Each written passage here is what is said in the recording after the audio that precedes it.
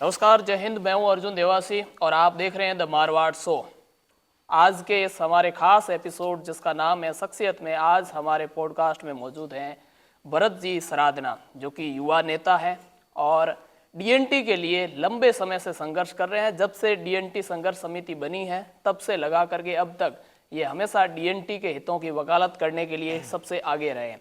तो आइए इनसे जानते हैं कि ये डीएनटी का क्या फ्यूचर है और आगे जो डीएनटी को लेकर के वार्ता होने वाली 26 नवंबर को, उसके बाद की रणनीति क्या है और अभी 26 नवंबर तक की रणनीति क्या है। सबसे पहले तो भरत जी, स्वागत है आपका। नमस्कार सर, जो डीएनटी आपने अभी संघर्ष समिति है, इसके बैनर तले जो संघर्ष चल रहा है, सबसे पहले तो आप हमें ये बताइए कि आपको इन चीज़ों के बारे में कब पता चला कि ऐसी भी कोई चीज़ें हैं, ऐसे भी हमारे राइट्स हैं जिनका एक्सप्लोटेशन हो रहा है और हमें इन राइट्स के बारे में आवाज़ उठानी चाहिए।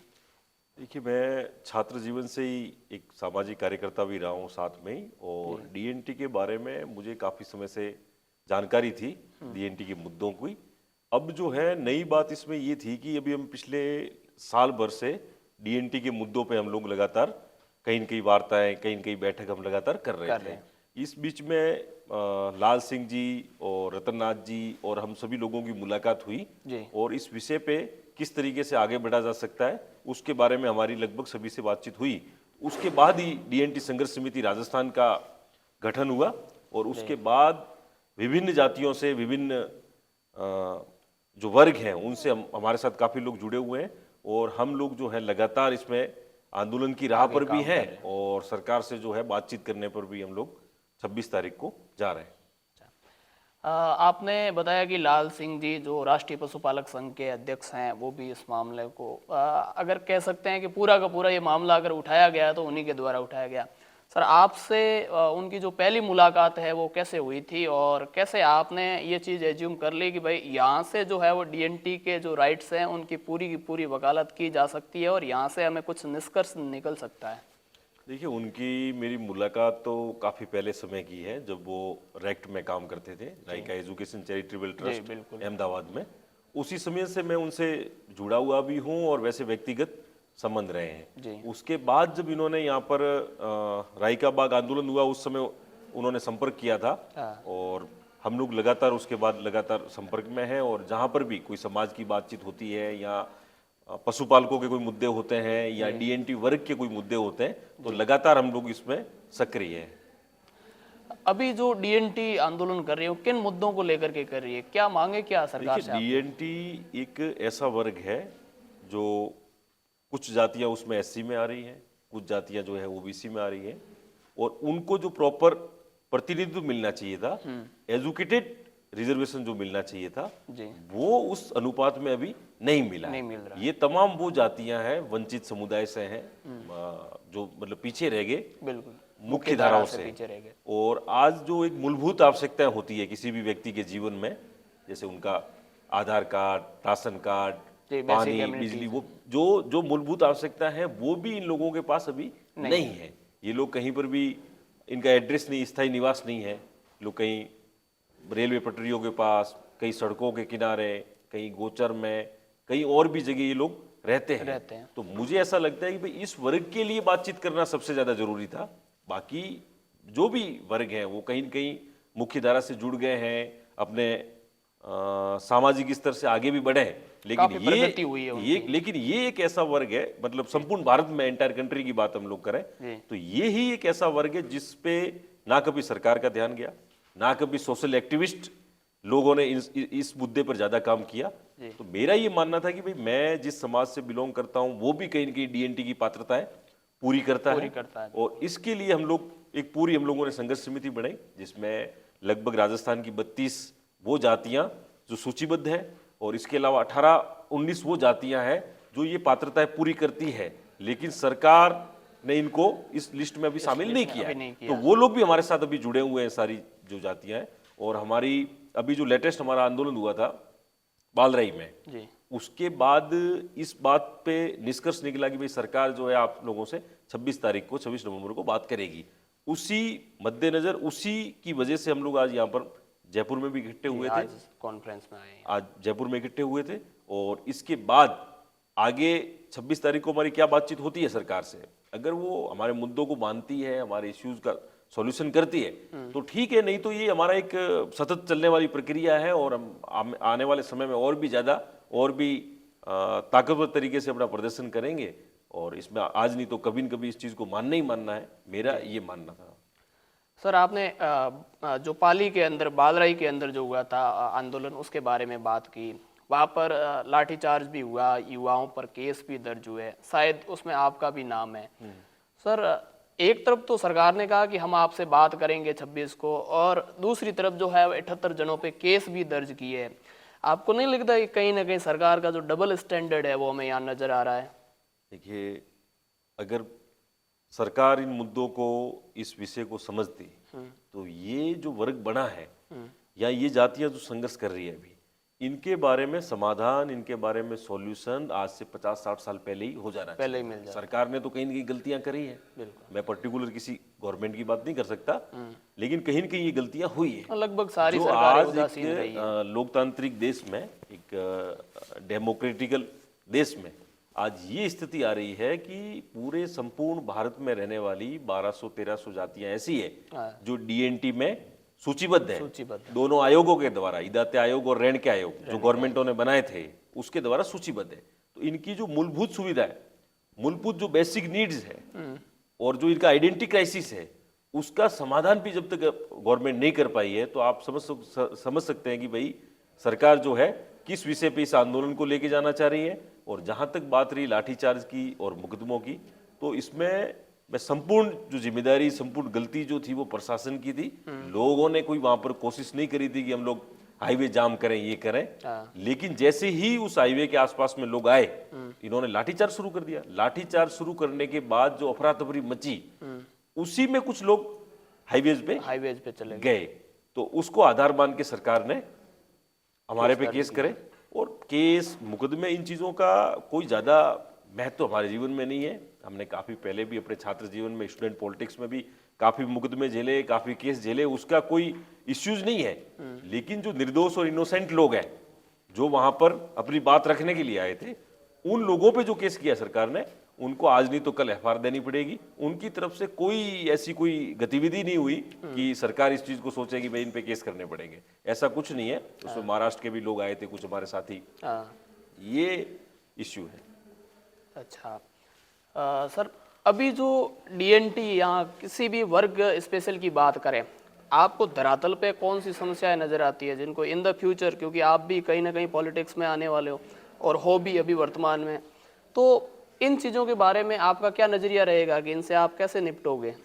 और अभी फिलहाल, हाँ, डीएनटी के लिए फिलहाल जो धरातल पर जो समस्या है वो कौन कौन सी मुख्य है? देखिए, मुख्य चीज़ है, मैं बताऊं आपको कि देखिए जैसे राजस्थान को लें या मतलब पर्टिकुलर जिस क्षेत्र से हम बिलोंग करते हैं, पश्चिमी राजस्थान से, उसकी बात करें, इन जातियों की जो मुख्य समस्या है, संपूर्ण इन जातियों की सबसे मुख्य समस्या है इनके आवास की। अच्छा भाई, जब इनके पास अपना एड्रेस नहीं है, इनके पास राशन कार्ड नहीं है, इनके पास आधार कार्ड भी अभी कई लोगों के नहीं बने हैं, आज की स्थिति में ये कंडीशन है। तो मेरा ये मानना है कि भाई इनको अगर आप स्थायी आवास में बसाओगे, सरकार ऐसी योजना लाए जहां पर ये लोग रह रहे हैं 50 साल से 100 साल से, काफी लोग रह रहे हैं, तो उनको जो है वहां पर सरकार को पट्टे वितरित करने में कितनी समस्याएं आ रही है, क्यों आ रही है, इस बारे में भी हमारी 26 तारीख को बातचीत सरकार से होगी कि कम से कम आप इनको स्थायी निवास प्रदान करें। उसके बाद इनके बच्चे जो है वो स्कूल्स में एडमिशन लें, इनके जो राशन की जो सुविधाएं सरकार की तरफ से वो इनको मिलें, और इनके जो स्कूल्स वगैरह, जो स्पेशल स्कूल खोलने की जो बात हुई है, उसके बारे में भी हमें आगे बढ़ने की जरूरत है। मूलभूत समस्या इनकी स्थायी निवास की है। अच्छा सर, राज्य के अंदर, राजस्थान के अंदर एमबीसी का आरक्षण है। बात करते हैं जो एमबीसी के अंदर जो सूचीबद्ध जातियां हैं, उनमें से अगर एक आध जाति को छोड़ दिया जाए तो बाकी सारी जातियां डीएनटी के अंदर वर्गीकृत हैं। तो कई लोग इस पे प्रश्न कर रहे हैं, तो मेरे पास स्पेशली कई मैसेज भी आए थे कि आप डीएनटी करो, हमें जब ऑलरेडी एमबीसी मिल रखा है तो डीएनटी क्यों चाहिए? इसके बारे में आपका क्या विचार है और क्यों दोनों डिफरेंस क्यों हैं? एमबीसी रिजर्वेशन मिला, सम्मान्य आदरणीय कर्नल किरोड़ी सिंह बैसला साहब ने संघर्ष किया और वो रिजर्वेशन मिला, वो बहुत अच्छी बात थी हमारे समाज के लिए भी, गुजर समाज के लिए भी, सभी के लिए। पहली बात मैं आपको बताऊं कि डीएनटी में इस वर्ग से जातियां बहुत कम है, जातियां वर्गीकृत डीएनटी में नहीं है। एक दो जातियां हैं जो डीएनटी में वर्गीकृत हैं। अच्छा। दूसरी बात, एमबीसी का जो रिजर्वेशन है वो कहीं न कहीं अभी भी कानूनी दांवपेच में उलझा हुआ है। किस वक्त क्या हो जाए उसके बारे में अभी जानकारी नहीं है। कम है लोगों को। दूसरी बात, सेंट्रल में रिजर्वेशन एमबीसी का नहीं है, केंद्र में नहीं है। तो जो लोग एसएससी की तैयारी करते हैं, जो लोग नेट जेआरएफ की तैयारी करते हैं, जो लोग असिस्टेंट प्रोफेसर केंद्रीय विश्वविद्यालयों में एडमिशन की बात जब आती है, आईआईएम में जब एडमिशन की बात आती है, आईआईटी में जब एडमिशन की बात आती है, एम्स में जब जॉब की बात आती है, तो उस वक्त में हम लोग पिछड़ जाएंगे। सेंट्रली सेंट्रली रिजर्वेशन नहीं है, तो हमारी कोशिश ये है कि भाई ये जो डीएनटी का जो मुद्दा चल रहा है, सरकार राजस्थान में तो दे ही दे, इसके साथ केंद्र में भी इसको वर्गीकृत करके एक सही तरीके से फॉर्मेट बना के कानूनी तौर तरीकों से इन जातियों को रिजर्वेशन मिले। जो ये जातियां भी जो संघर्ष कर रही है सड़कों पे, वो जातियां भी आगे बढ़े और पूरे भारत में जो सबसे वंचित तबका है, पूरे एंटायर कंट्री में जो सबसे वंचित तबका है, वो आज की डेट में डीएनटी है। चाहे सरकार इसमें सर्वे करवा ले, चाहे तो सरकार इस बात को समझे कि भाई ये रियल मुद्दा है या नहीं है। मेरे कहने से मैं नहीं कहता या किसी और के कहने से ये बात नहीं है, लेकिन इस बात को समझे कि आज अगर भारत में सबसे वंचित तबका डीएनटी वर्ग है या नहीं है, अगर वो साबित करें कि ये है, तो फिर आप एक बात बताइए कि देश की आज़ादी के इतने साल बाद भी इस वर्ग के बारे में किसी भी सरकार ने, किसी भी सामाजिक कार्यकर्ता ने उतने मूवमेंट, उतनी बातें नहीं सोची। तो उसका रीजन क्या हो सकता है? इसलिए मजबूरन हमें ये बात जो है राजस्थान से शुरू करनी पड़ी, राजस्थान के पश्चिमी राजस्थान से शुरू करनी पड़ी, जहां पर इस वर्ग का बड़ी आबादी है, आबादी बड़ी है। हाँ, इसलिए हमारा ये कुछ सर, सरकार ने तो पूर्व में भी कई सरकार जो सर्वे है वो करवाया है। अगर हम बात करें यूपीए गवर्नमेंट की, तो उनके द्वारा रेनेके आयोग बनाया था। अगर बात हम एनडीए सरकार की करें तो वर्तमान में जो है इतादे आयोग भी बना था। इन सब ने रिपोर्ट तो दी है, सब ने कहा कि ये बैकवर्ड ही है, फिर भी जो सरकार है वो इनके प्रति उदासीन रही है हमेशा से, भले यूपीए हो या एनडीए हो। इदाते आयोग हो या चाहे रेनेके आयोग हो, चाहे सुप्रीम कोर्ट के जो वर्डिक्ट हो, लगभग सभी ने इस बात को माना है कि ये जो तमाम जातियां हैं जो हमने सूचीबद्ध करी है, ये आरक्षण के लायक हैं। इनको नौकरियों में भी आरक्षण मिले, इनको प्राइवेट सेक्टर में भी रिजर्वेशन मिले, और इनको जो है पॉलिटिकल डायस्पोरा जो है उसमें भी इनको रिजर्वेशन मिलना चाहिए, पॉलिटिकल रिजर्वेशन मिलना चाहिए। मेरा ये मानना है, जब सरकार इस बात को मान रही है, चाहे इदाते आयोग हो, चाहे रेनेके आयोग हो, चाहे सुप्रीम कोर्ट हो, तो सरकार जो भी वर्तमान में जो सत्ता में है, इस बात पे तो उनको सोचना चाहिए कि भाई ऐसा क्यों नहीं हो रहा है। पहले की गवर्नमेंट ने तो गलतियां की है, हम बात को एग्री करते हैं, इस बात से सहमत हैं कि पिछली कुछ सरकारों ने भी इसके बारे में उस तरीके से बातें नहीं सोची, जिसकी वजह से आज ये आंदोलन करना पड़ रहा है, आंदोलन करना पड़ रहा है। बिल्कुल। और ये अभी तो हमारा जो है एक विशेष एरिया में हो रहा है। आने वाले समय में हम पूरे राजस्थान, पूरे भारत में ये तमाम जो जातियां हैं, इनके साथ हम लोग बातचीत करेंगे और एक पूरे नेशनल लेवल पे भी राष्ट्रीय संघर्ष समिति बनेगी, जिसमें हमें किस तरीके से इन मुद्दों का समाधान करना है, सरकार के साथ किस तरीके से वार्ता करनी है, उसके बारे में हमारी बातचीत चलेगी। और जो मुकदमे और जो लाठीचार्ज की आप बात कर रहे हैं, उसमें ऑलरेडी हमारे पास लीगल एक्सपर्ट की टीम है जी। हम उसमें सारी चीजें देख रहे हैं, सारे एंगल देख रहे हैं, किन चीजों की वजह से मुकदमे लगाए और उन पे किस तरीके से उन मुकदमों का निपटारा किया जाए। वो हमारे खुद के पास लीगल एक्सपर्ट टीम है। मैं कोई किसी आपके चैनल के माध्यम से भी इस संपूर्ण वर्ग को कहना चाहता हूँ, किसी प्रकार की कोई चिंता करने की जरूरत नहीं है। जहां पर भी आपको लगे हमारे सहयोग की, लाल सिंह जी के सहयोग की, तो हम संपूर्ण रूप से आपके साथ हैं जी। सर, आरक्षण की जहाँ तक बात होती है, तो जो एजुकेशन के अंदर आरक्षण है, उसके अंदर अगर डीएनटी को आरक्षण दिया जाए, इसका मतलब आरक्षण के अंदर वर्गीकरण भी होगा। लेकिन जो सरकार है, सरकार ने पहले कहा भी था कि हम आरक्षण के अंदर वर्गीकरण करेंगे, लेकिन उसके बाद में फिर उस चीज़ को लेकर के कुछ खास कदम उठाया नहीं गया।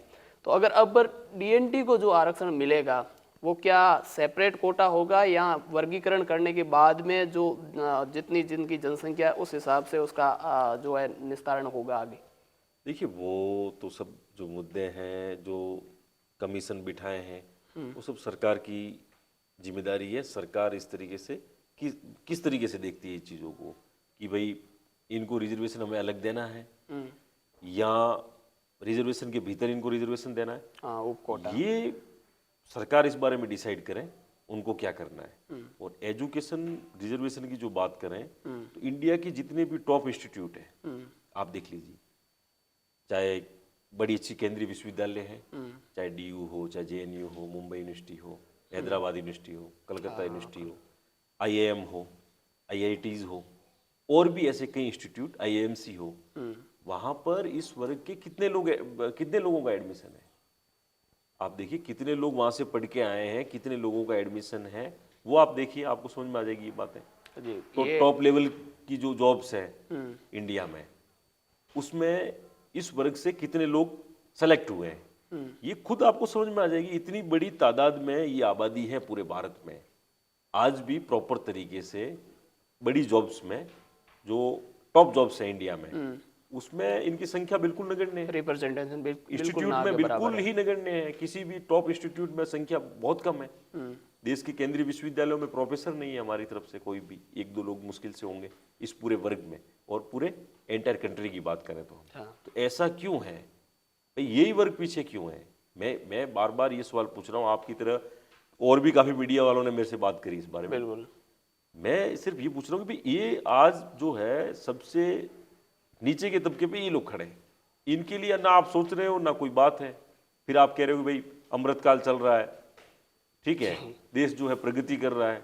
देश में रहने वाले लोग 10% 15% लोग जिनके पास मूलभूत सुविधाएं नहीं है, और आप कह रहे हैं कि देश प्रगति कर रहा है। प्रगति तो ये लोग जब सम्मिलित तरीके से करेंगे, समावेशी विकास जब होगा इन लोगों का भी, तब हम ये लोग सोच सकते हैं कि भाई हाँ अच्छा रियल में इन लोगों तब को अमृतकाल कहा जाएगा। तब कह सकते हैं, मेरा ये मानना है। अच्छा, तो जैसा आपने अमृतकाल के बारे में बात की, सरकार स्पेशली डीएनटीज के नाम पे कुछ योजना है जो ऑन पेपर चला तो रही है, लेकिन उसका फायदा तो मिल नहीं रहा। जैसा आपने बताया कि कहीं ना कहीं मामला वही आकर वो के बहुत अटक कम जाता संख्या है है। कि मैं आपको एक बार बताऊं, सरकार योजना चला रही, मैंने इस बात से एग्री हूं। चलो, हर सरकार हर वर्ग के लिए लगभग कोई न कोई योजनाएं चल योजना रही है। चलाती है। जब मैं आपको कह रहा हूं कि इस पूरे वर्ग के पास मूलभूत जो डॉक्यूमेंट होते हैं वो डॉक्यूमेंट ही नहीं है, तो ये योजनाओं का लाभ कैसे लेंगे? जी बिल्कुल, इनका पंजीकरण ही नहीं इनके हो पास जब पंजीकरण ही नहीं है, इनका निवास नहीं है, ये लोग स्कूल में एडमिशन नहीं है इनके, यूनिवर्सिटीज में एडमिशन नहीं है इनके, तो ये ऐसी कौन सी योजनाओं का लाभ ले लेंगे? जब इनके पास आवास नहीं है, स्थायी आवास नहीं है, इनके पास एड्रेस नहीं है, तो जो डीएनटी की योजना होगी कि इनको आवास दीजिए, तो आवास दोगे कहाँ पर आप, जब इनके पास पट्टे ही नहीं है जमीन के? सीधी सट बात है। इसको तो गवर्नमेंट को इस बात को बिल्कुल भी मतलब समय जाया ना करते हुए बिल्कुल बात माननी चाहिए कि ये लोग जहां पर रह रहे हैं, मान लीजिए गांव के साइड में ये लोग रहते हैं, कहीं पर भी, कहीं मान लीजिए पहाड़ी के बीच में रह रहे हाँ, हैं, इनके पास जो गाँव में 50-60 साल से रह रहे हैं इनके कई लोग जो हैं, उनके पास पट्टों की व्यवस्था इनको जल्दी से गवर्नमेंट को करनी चाहिए। बाकी कोई भी योजनाएं जो होगी वो ग्राउंड लेवल पे क्रियान्वित कभी भी नहीं हो सकती जब तक इनके डॉक्यूमेंट फुलफिल नहीं हो। अभी बीच में एक डीएनटी के सर्टिफिकेट को लेकर चीजें चल रही थी, घुमंतु वाला सर्टिफिकेट। उस सर्टिफिकेट, एक बात सरकार से मैं ये पूछना चाहता हूँ कि कितने सर्टिफिकेट बन गए? घुमंतु सर्टिफिकेट आपने कहा कि भाई हमारी तरफ से योजना है कि आप सर्टिफिकेट बनाइए, उस सर्टिफिकेट की वजह से आपको लाभ मिलेगा। लाभ की बात तो दूर है, आप ये बताइए कि सर्टिफिकेट मिले कितने हैं? एक गांव में 2 4 5 लोगों को सर्टिफिकेट मिले, तो लाभ क्या होगा? पट्टे देने की आपने योजना बनाई, आप गांव में कह रहे हैं कि सरपंच साहब तय करेंगे कि पट्टे किसको देने हैं, समझा आप बात को? तो 5-7 परिवार तय हो रहे हैं। अगर मान लीजिए कहीं 100 परिवार है किसी गांव में, 5-7 परिवारों के लिए आप पट्टे दे रहे हैं मान लीजिए, तो उससे क्या इस वर्ग का मतलब भला हो जाएगा? फायदा हो सकता है क्या इस वर्ग को? नहीं हो सकता। मेरा ये मानना है कि सरकार को पूरा एक अपना विधेयक लाके इस बात के लिए एग्री होना चाहिए कि ये लोग जहां पर भी रह रहे हैं, या इनके जो पशुओं के वाड़े हैं, या जहां पर ये लोग रहते हैं, इनको वहां पर पट्टा दीजिए। किसी को कोई आपत्ति नहीं है। अपने राजस्थान जैसे स्टेट में मुझे नहीं लगता कि किसी व्यक्ति को अगर अपने कोई आवास दे रहे हैं या उसको पट्टे दे रहे हैं तो कोई लोग आपत्ति करेंगे, ऐसा नहीं है। ठीक है, कहीं कुछ मतभेद है तो उसका सॉल्यूशन गांव वाले भी बैठ के कर सकते हैं और सरकार भी इस बात को समझा सकती है। जो इनके नोडल अधिकारी हैं उनको ये बात समझने की जरूरत है कि जो भी योजना है वो इम्प्लीमेंट तभी हो सकती है जब इनके डॉक्यूमेंट फुलफिल हो। इनके पास कागजात नहीं है, इनके पास अपनी पहचान का संकट है, तो आप किस तरीके से योजनाओं को इनके इम्प्लीमेंट कर सकते हैं? आप दिखाने के लिए ठीक है, आप जो है ऑन वर्ल्ड पेपर लेवल की दिखा देख डॉक्यूमेंट्री सकते हो में, नेशनल लेवल की कई डॉक्यूमेंट्री में, गवर्नमेंट की डॉक्यूमेंट्री में हाँ। आप ये चीज दिखाते हो कि भाई भारत की ये संस्कृति, ये कल्चर है। इस कल्चर को बचाने वाली है ये सारी जातियां। बिल्कुल देश की आज़ादी हो या देश की जो सांस्कृतिक जो व्यवस्था है या जो कल्चर है, इसको बचाने में इन जातियों का सबसे ज्यादा योगदान है। देश की आज़ादी में लड़ने में सबसे ज्यादा योगदान इन जातियों का है। बिल्कुल। तो उस कल्चर को आप भी अगर बचाए रखना चाहते हैं तो इनको अपनी सुविधाएं दीजिए, इनके जो अधिकार हैं छोटे मोटे वो दीजिए, और रिजर्वेशन के बारे में जल्दी से एक बार और सरकार को इस बारे में सोचना चाहिए कि भाई इन लोगों को हम लोग कैसे कर सकते हैं, मदद कैसे कर सकते मुख्य धारा में कैसे ला सकते हैं, हैं। इसके बारे में जरूर सोचना चाहिए। क्योंकि कोई भी, मुझे जो लग रहा है कि जब देश आज़ाद हुआ था तो इन जातियों को आपराधिक प्रवृत्ति की जाति मान के सूचीबद्ध कर दिया था। तो आप सुबह जाएंगे तो आपको थाने में हाजिरी लगा के जाना है, और शाम को जब आप घर पे आएंगे तो आपको थाने में हाजिरी लगा के आना है वापस। ऐसे ऐसे कानून थे। चलो वो कानून हटा, लेकिन आज भी किसी भी गांव में ये लोग रह रहे हैं, कहीं पर भी ये लोग रह रहे हैं। सबसे पहले मैं देखता हूँ प्रशासन और पुलिस जब भी कभी चोरी होती है किसी गांव में, सबसे पहले इन पे डाउट जाता है। ये भी तो देश में रहने वाले लोग हैं, ये भी तो लोकतांत्रिक देश के नागरिक है ना, भारत में रह रहे हैं, नागरिक हैं। बिल्कुल। कोई बाहर के लोग तो है नहीं। बाहर के तो नहीं। इनके बारे में आप एक बात बताइए कि कौन सा लीडर्स, कौन सरकार, कौन सोच रहा है इनके बारे में? किसी ने ये मुद्दा उठाया कि भाई इन लोगों का भी अधिकार है, इन लोगों को मिलना चाहिए? ऐसा इसलिए नहीं सोच रहे। उसका कारण क्या है कि ये लोग बिखरे हुए हैं। ये तमाम जातियां जो है संगठित रूप से कभी एक मंच पे आई नहीं, और लोगों को या जो इनके लीडर्स हैं उन लोगों को भी ये लगता है कि ये लोग बिखरे हुए हैं। वोट की जो प्रक्रिया होती है उसमें कहीं न कहीं ये लोग उस तरीके से प्रेशर ग्रुप का काम नहीं करते हैं, इसलिए जो है इनको जो है डिले करती है सरकार। लेकिन अब ऐसा नहीं होगा। हम लोगों ने जो ये संघर्ष समिति बनाई है डीएनटी, इसमें सारी जातियों के प्रतिनिधि हमारे साथ हैं, और हमारा ये संघर्ष, हमारा जो ये आंदोलन है ये लगातार चलेगा। आने वाले समय में हम वापस जिले जिले में जाके, तहसील तहसील में जाके सरकार को इस बात के लिए मजबूर करेंगे कि हमारी बात माननी पड़ेगी आपको। जी। तो सर ये तो बात हुई डीएनटी के बारे में। फ्यूचर जो पास्ट था वो क्या था, फ्यूचर में 26 तारीख को अगर वार्ता, आपकी वार्ता हो रही है और वार्ता होने के बाद में भी कुछ निष्कर्ष पे चीज़ें नहीं पहुंचती है, तो आगे का क्या प्लान रहेगा? जी, अभी तो सबसे पहली बात तो ये है कि 26 तारीख को एक बार हमारी बातचीत होनी है जी। उसमें डीएनटी जातियों के प्रतिनिधि, कैबिनेट मंत्री अविनाश गहलोत जी, और प्रशासनिक अधिकारी, इनके बीच में इस मुद्दों पे बातचीत होगी, जिसमें मैं आपको एक बात साफ करूं कि रिजर्वेशन और लोगों को पट्टा देने की जो हमारी जो दो मुख्य मांग है, ये बिल्कुल भी नेगोशिएबल नहीं है। ये ऐसी बात नहीं है कि भाई इनके साथ हम कोई बार्गेनिंग करेंगे। इसके अलावा किसी बात को हम भी समझ सकते हैं कि गवर्नमेंट क्या चाहती है, लेकिन ये हमारी तो मुख्य मांग है। इस मांगों को लेकर हम लोग पूरी तरीके से तैयार हैं, और हमारी बात भी जो है इसी मुद्दे पे होगी कि आप इन दोनों मांगों को लेकर क्या सोचते हैं। आप किस तरीके से कानूनी लीगल एक्सपर्ट से व्यू लेके, सुप्रीम कोर्ट, हाई कोर्ट के जजमेंट लेके किस तरीके से हमारी मांग फुलफिल कर सकते हैं, इसके बारे में हम भी स्टडी कर रहे हैं, गवर्नमेंट को भी स्टडी करनी चाहिए, और उन्हीं मुद्दों पे हमारी बात उस दिन होगी। उसके बाद भी अगर कोई टाल मटोल की बात आती है या कोई और इश्यू होता है, तो हमें जो है वापस, हम लोग तो सड़कों पे हैं, वापस संघर्ष करना पड़ेगा। हमारे पास तो, इन जातियों के पास तो खोने के लिए कुछ भी नहीं है। बिल्कुल भाई, इनके पास तो कुछ है ही नहीं, ठीक है।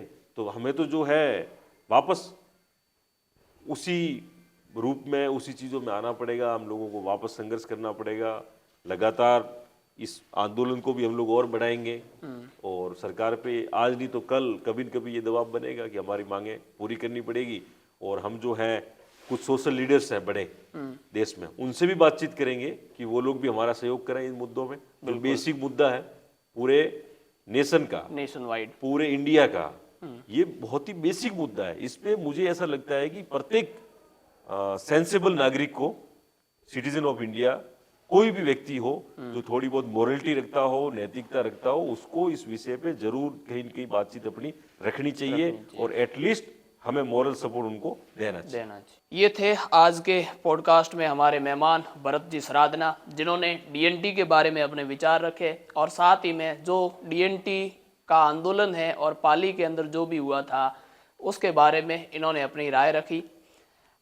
एक बात दोस्तों, हमने डीएनटी के काफ़ी सारे नेताओं से बात की तो एक बात जो है वो हमें स्पष्ट नज़र आती है, हर बार जो है आंदोलन के लिए इन्हें आगे आना पड़ा और शायद आज़ादी के बाद में ये कोई पहला ऐसा मूवमेंट था जहां पर डीएनटी के हितों की वकालत की गई हो या डीएनटी के लिए कोई बड़ा आंदोलन हुआ हो, कोई जो सोशल वर्कर कह लो या नेता कह लो जो उठ करके सामने आए हो। दोस्तों एक बात यहाँ पर जो है वो क्लियर है कि इन लोगों के पास में खोने के लिए कुछ नहीं है, लेकिन अगर ये जीत गए तो बहुत कुछ पा सकते हैं। और इसी के साथ में इन लोगों का जो फाइनल जो स्टेटमेंट है टुवर्ड द गवर्नमेंट वो यही है कि अगर हमारी बातें नहीं मानी या हमारी जो मांगे हैं, बेसिक एमिनिटीज़ जो हैं वो अगर नहीं मानी जाती है तो हम एक बार फिर से जो है वो आंदोलन की राह पर आएंगे। दोस्तों इस पे आपका क्या नज़रिया है हमें कमेंट में ज़रूर बताइए। और साथ ही में आप सेंसेबल नागरिक होने के नाते, जैसा कि भरत जी ने बताया, सेंसेबल नागरिक की ड्यूटी है कि वो अपने समाज के अंदर पिछड़े हुए उन वर्गों को आगे लाए, उनके हितों की वकालत करे जो खुद अपना रिप्रेजेंटेशन नहीं कर पा रहे हैं या फिर वो उस स्थिति में नहीं है जहां पर जाकर के संसद के सामने अपनी बात रख पाए। तो आप सेंसेबल नागरिक के रूप में क्या सोचते हैं वो भी हमें कमेंट में ज़रूर बताइए। और चलते हैं, जल्दी मिलेंगे। इससे पहले भरत जी सरादना, आपका बहुत बहुत धन्यवाद, आपने अपना कीमती समय निकाला और आप यहाँ पे पधारे, थैंक यू। एंड ज़रूर नेक्स्ट और पॉडकास्ट में हम डीएनटी के और नेताओं से मिलेंगे। तब तक के लिए राम राम, जय हिंद।